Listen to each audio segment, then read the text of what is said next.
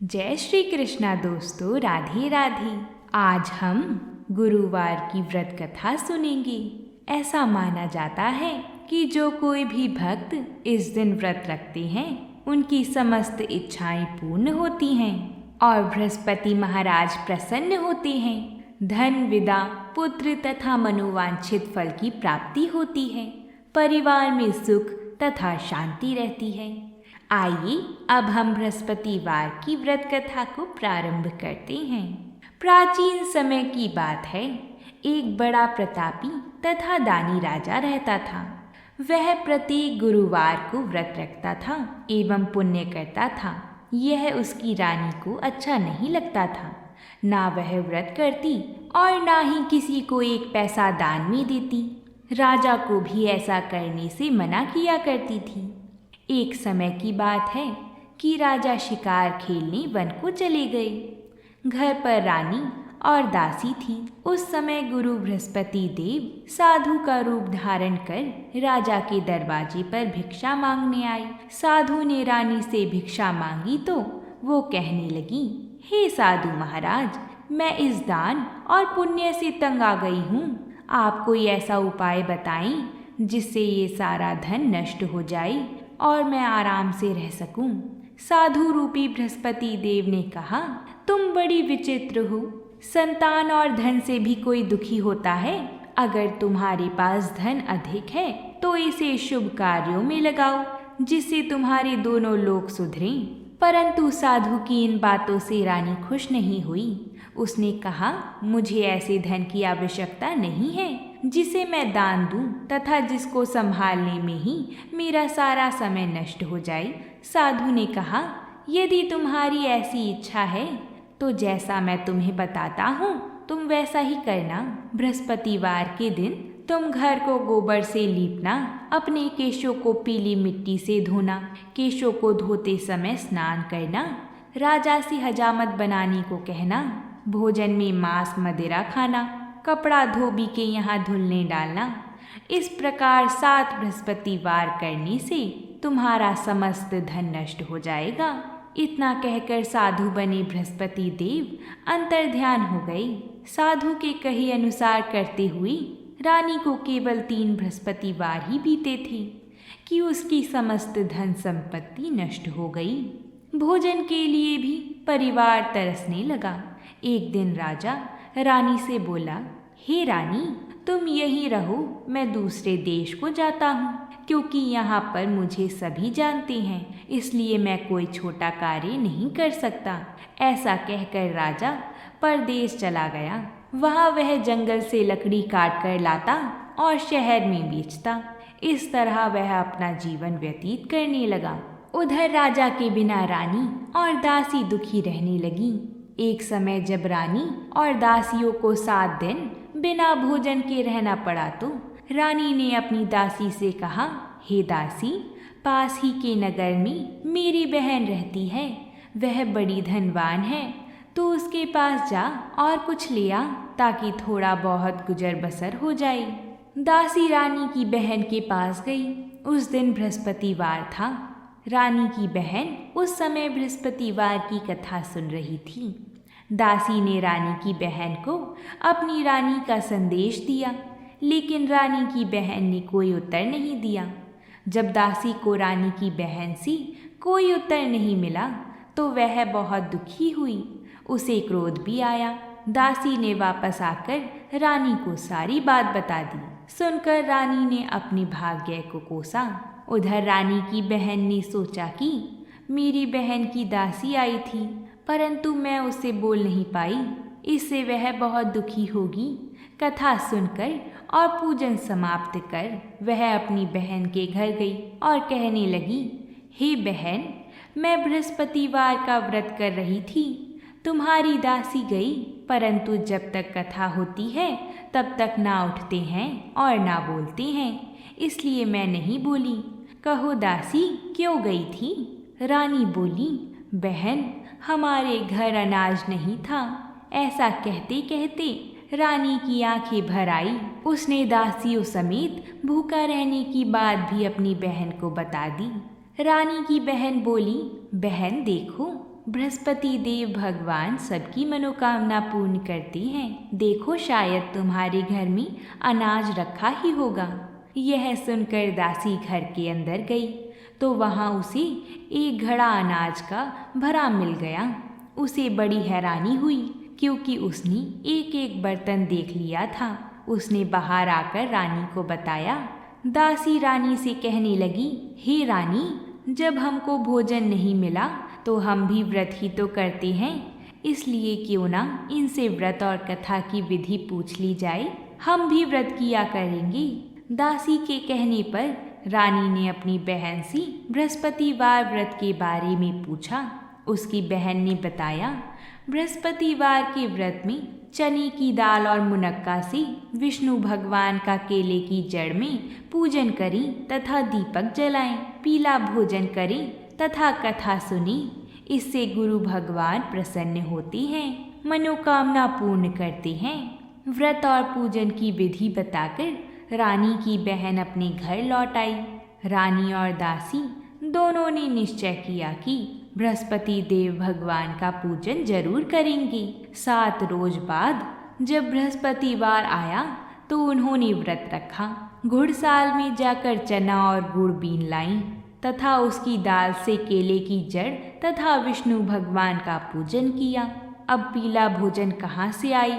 दोनों बड़ी दुखी हुईं, परंतु उन्होंने व्रत किया था, इसलिए बृहस्पति देव भगवान ने प्रसन्न होकर एक साधारण व्यक्ति के रूप में वह 2 थालियों में सुंदर पीला भोजन लेकर आई और दासी को देखकर बोली, हे दासी, यह भोजन तुम्हारे लिए और तुम्हारी रानी के लिए है, इसे तुम दोनों ग्रहण करना।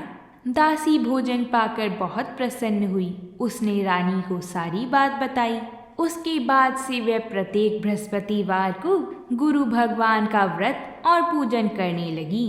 बृहस्पति भगवान की कृपा से उनके पास धन हो गया, परंतु रानी फिर पहले की तरह आलस्य करने लगी।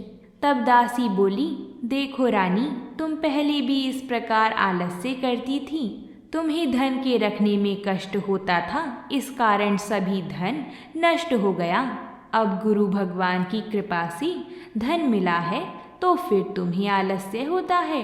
बड़ी मुसीबतों के बाद हमने यह धन पाया है, इसलिए हमें दान पुण्य करना चाहिए। अब तुम भूखे मनुष्य को भोजन कराओ, प्याऊ लगवाओ, ब्राह्मणों को दान दो, कुआं तालाब बावड़िया आदि का निर्माण करवाओ, मंदिर पाठशाला बनवाकर ज्ञान दान दो, कुंवारी कन्याओं का ब्याह करवाओ, अर्थात धन को शुभ कार्यों में खर्च करो, जिससे तुम्हारे कुल का यश बढ़े तथा स्वर्ग प्राप्त हो और पितृ प्रसन्न हो। दासी की बात मानकर रानी शुभ कर्म करने लगी। उसका यश फैलने लगा। एक दिन रानी और दासी आपस में विचार करने लगी कि ना जाने राजा किस दशा में होंगे। उनकी कोई खोज खबर भी नहीं है। उन्होंने श्रद्धा पूर्वक गुरु बृहस्पति भगवान से प्रार्थना की कि राजा जहाँ कहीं भी हो शीघ्र वापस आ जाएं। उधर राजा परदेश में बहुत दुखी रहता था। वह प्रतिदिन जंगल से लकड़ी बीन कर लाता और उसे शहर में बेचकर अपने दुखी जीवन को बड़ी कठिनता से व्यतीत करता था। एक दिन दुखी होकर अपनी पुरानी बातों को याद करके वह रोने लगा और उदास हो गया।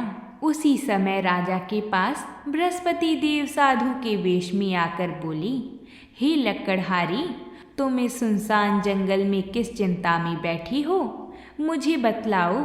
यह सुनकर राजा के नेत्रों में जल भर आया। साधु की वंदना कर राजा ने अपनी संपूर्ण कहानी सुना दी। महात्मा दयालु होते हैं। वह राजा से बोली, हे राजा, तुम्हारी पत्नी ने बृहस्पति देव के प्रति अपराध किया था, जिसके कारण तुम्हारी यह दशा हुई। अब तुम चिंता मत करो, भगवान तुम्हें पहले से अधिक धन देंगी। देखो, तुम्हारी पत्नी ने बृहस्पतिवार का व्रत प्रारंभ कर दिया है। अब तुम भी बृहस्पतिवार का व्रत करके चने की दाल व गुड़ जल के लोटे में डालकर केले का पूजन करो, फिर कथा कहो या सुनो। भगवान तुम्हारी सब मनोकामना पूर्ण करेंगे। साधु की बात सुनकर राजा बोला, हे प्रभु, लकड़ी बेचकर तो इतना पैसा भी नहीं बचता जिससे भोजन के उपरांत कुछ बचा सकूं। मैंने रात्रि में अपनी रानी को व्याकुल देखा है। मेरे पास कोई साधन नहीं जिससे उसका समाचार जान सकूं। फिर मैं कौन सी कहानी कहूं, यह भी मुझको मालूम नहीं है। साधु ने कहा, मन में बृहस्पति भगवान के पूजन व्रत का निश्चय करो, वह स्वयं तुम्हारे लिए कोई राह बना देंगी। बृहस्पतिवार के दिन तुम रोजाना की तरह ही लकड़ियाँ लेकर शहर में जाना। तुम्हें रोज से दुगना धन मिलेगा जिससे तुम भली भांति भोजन कर लोगी तथा बृहस्पति देव की पूजा का सामान भी आ जाएगा। जो तुमने बृहस्पतिवार की कहानी के बारे में पूछा है वह इस प्रकार है, तुम इसे ध्यानपूर्वक सुनो। प्राचीन काल में एक बहुत ही निर्धन ब्राह्मण रहता था। उसके कोई संतान न थी। वह नित्य पूजा पाठ करता। उसकी स्त्री ना स्नान करती और ना किसी देवता का पूजन करती। इस कारण ब्राह्मण देवता बहुत दुखी रहते थे। भगवान की कृपा से ब्राह्मण के यहाँ एक कन्या उत्पन्न हुई। कन्या बड़ी होने लगी। प्रातः स्नान करके वह भगवान विष्णु का जप करती थी। ऐसी ही वह बृहस्पतिवार का व्रत भी करने लगी। पूजा पाठ समाप्त करके पाठशाला जाती तो अपनी मुट्ठी में जौ भर के ले जाती और पाठशाला के मार्ग में डालती जाती। लौटते समय वही जौ स्वर्ण के हो जाती तो उनको बीन कर घर ले आती थी। एक दिन वह बालिका सूप में उन सोने के जौ को फटक कर साफ कर रही थी कि तभी उसकी माँ ने देख लिया और कहा कि हे बेटी, सोने के जौ को फटकने के लिए सोने का ही सूप होना चाहिए। दूसरे दिन गुरुवार था। कन्या ने व्रत रखा और बृहस्पति देव से सोने का सूप देने की प्रार्थना की। बृहस्पति देव ने उसकी प्रार्थना स्वीकार कर ली। रोजाना की तरह वह कन्या जौ फैलाती हुई पाठशाला से लौटकर जब वह जौ बीन रही थी तो बृहस्पति देव की कृपा से उसे सोने का सूप भी मिला। उसे वह घर ले आई और उससे जौ साफ करने लगी, परंतु उसकी माँ का वही ढंग रहा।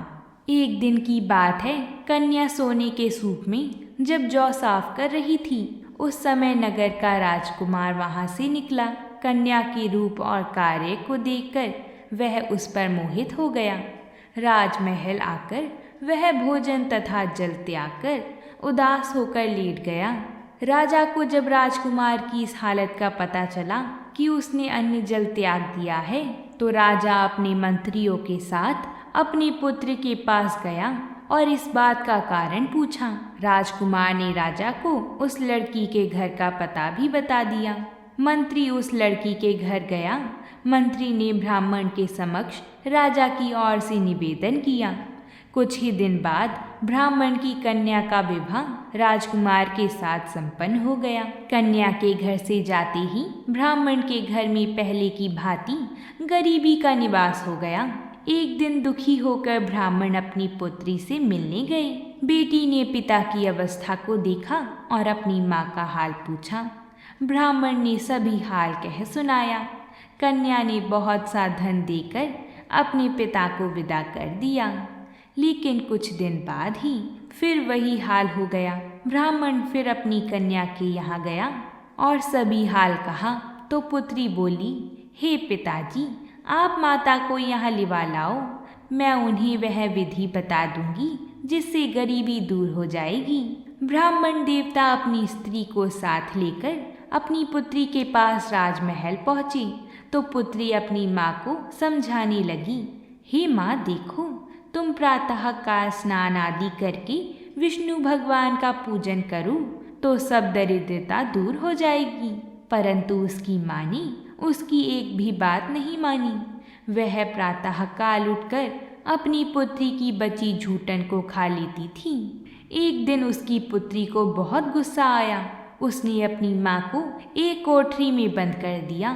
फिर प्रातः उसे स्नान आदि करा के पूजा पाठ करवाया तो उसकी माँ की बुद्धि ठीक हो गई। इसके बाद वह नियम से पूजा पाठ करने लगी और प्रत्येक बृहस्पतिवार को व्रत करने लगी। इस व्रत के प्रभाव से मृत्यु के बाद वह स्वर्ग को गई। वह ब्राह्मण भी सुखपूर्वक इस लोक का सुख भोग कर स्वर्ग को प्राप्त हुआ। इस तरह कहानी कहकर साधु बने देवता वहां से अंतर्ध्यान हो गए। धीरे धीरे समय व्यतीत होने पर फिर बृहस्पतिवार का दिन आया। राजा जंगल में लकड़ी काटकर शहर में बेचने लगा। उसे उस दिन बाकी दिनों से अधिक धन मिला।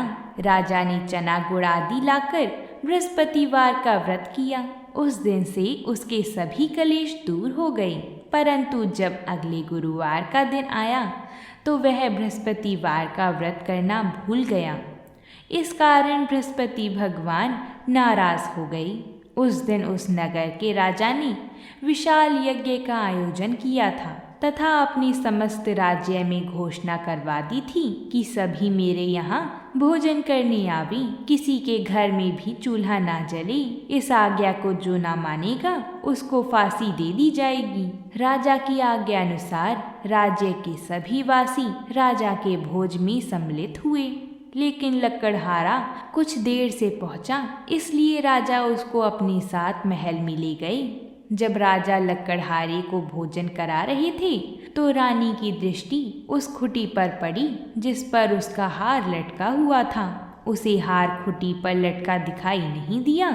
रानी को निश्चय हो गया कि मेरा हार इस लकड़हारे ने चुरा लिया है। उसी समय सैनिक बुलवाकर उसको जेल में डलवा दिया गया।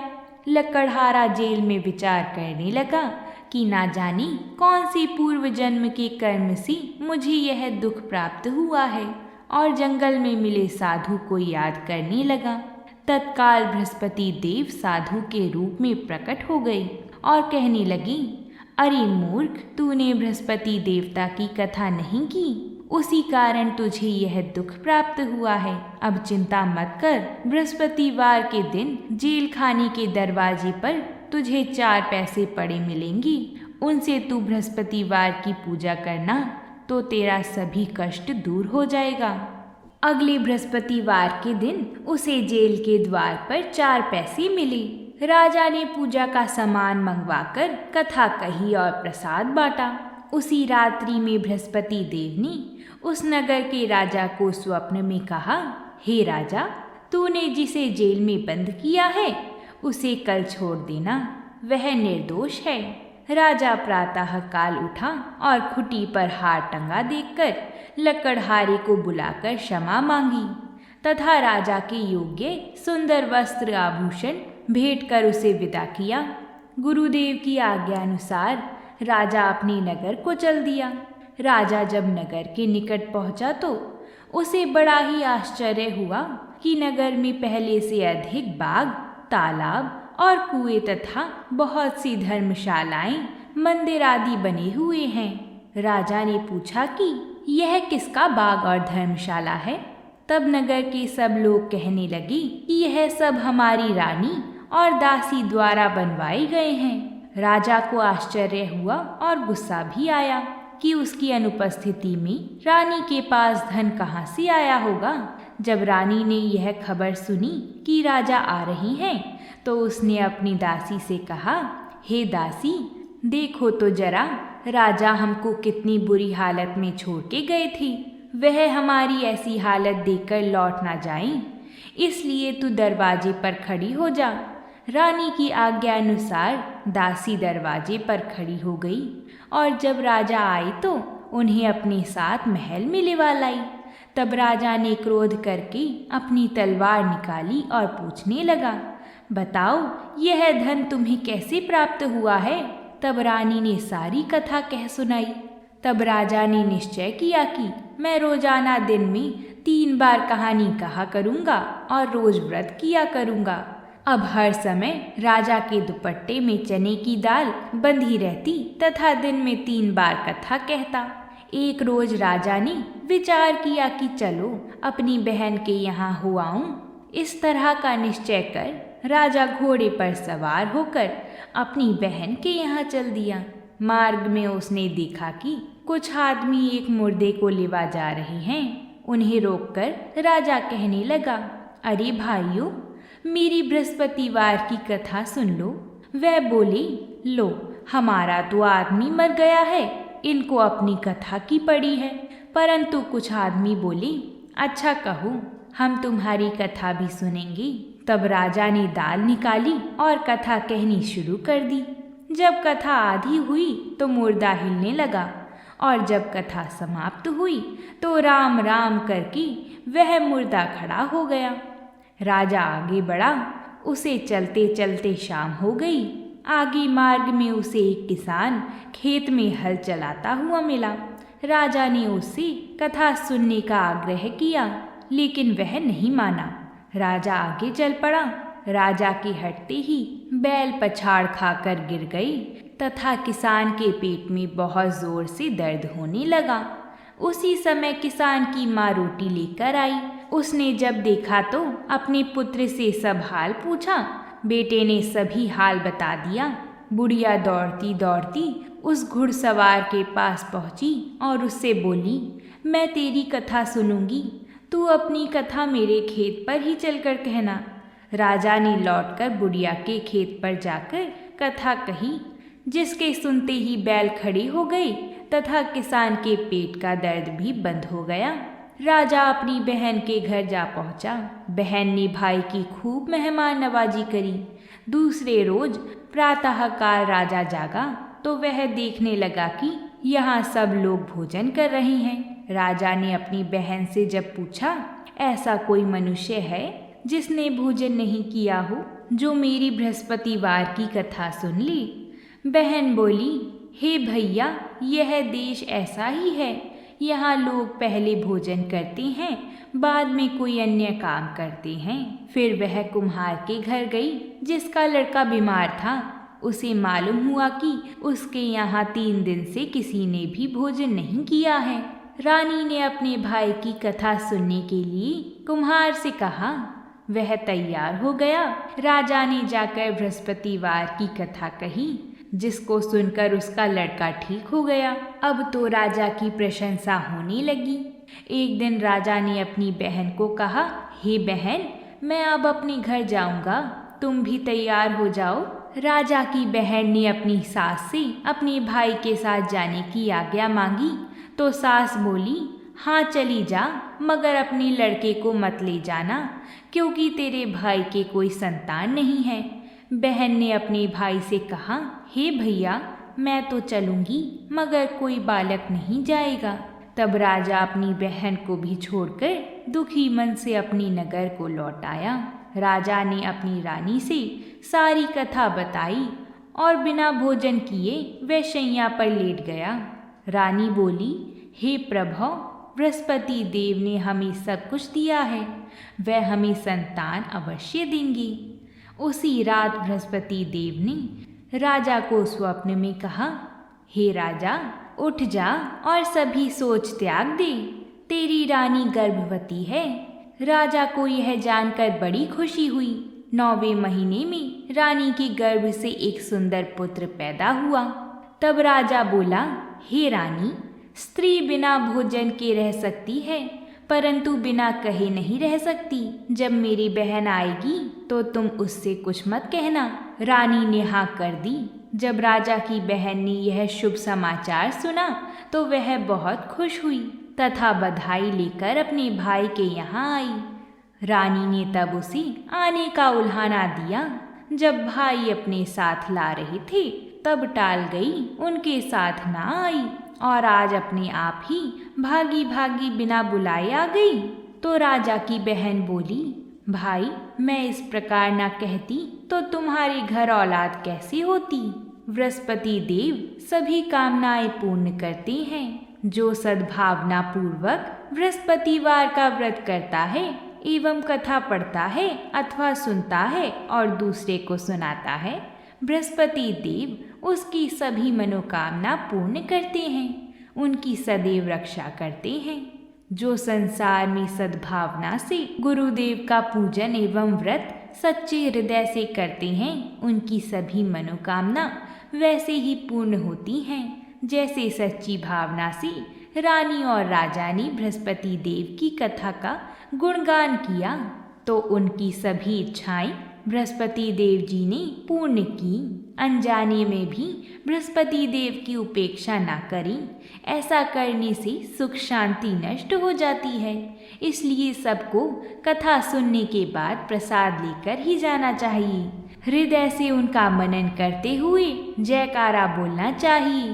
बृहस्पति देव जी की जय हो। अगर आप सभी को ये कथा अच्छी लगी है तो वीडियो को लाइक और चैनल को सब्सक्राइब ज़रूर करिएगा। और आप अगली कथा कौन सी सुनना चाहते हैं ये हमें कमेंट बॉक्स में लिखकर ज़रूर बताइएगा। हम अपना पूरा प्रयास करेंगे कि आप सभी की कथाएं हम समय अनुसार ला सकें। साथ ही हमें इतना प्रेम और सहयोग देने के लिए आप सभी को बहुत बहुत धन्यवाद। प्रेम से बोलिए जय श्री कृष्णा।